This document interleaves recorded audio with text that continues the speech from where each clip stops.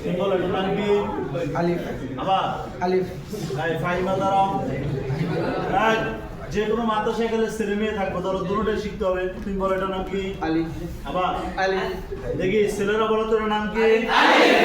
মেয়েরা বলো একসাথে আওয়াজ দিয়ে জোর হয় না, আরো জোরে আবার একসাথে আবার বড় দেখান। আপনার লিখবো না পড়ো না, দেখেন আমি কি করি উস্তাদ জি। দেখো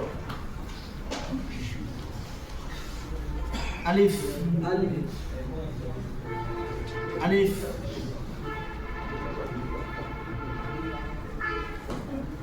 আলিফ। আমি যেমন আমার বোর্ডের ডান দিক থেকে বাম দিকে দেখেছি, পড়েছি, মুখস্থ করেছি। আপনাদের শ্রেণীর ডান দিক থেকে বাম দিকে দেখেন, পড়েন, মুখস্থ করেন। যাদের লেখা হবে না আমি তাদেরকে লিখে দিব। আমার লেখা মুছে ফেলিলে চকলেট দেওয়া হবে না, অথবা ব্যবসাঘাত করা হবে। এখন বাচ্চা লিখবো পড়বো, একটা ক্লাসে বাচ্চা দেখবে 100 150, সবার একত্রে লিখে তো সম্ভব?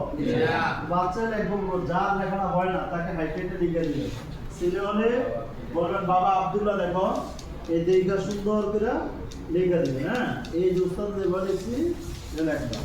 আর মেয়ে হইলে বলবেন মা মরিয়ম দেখো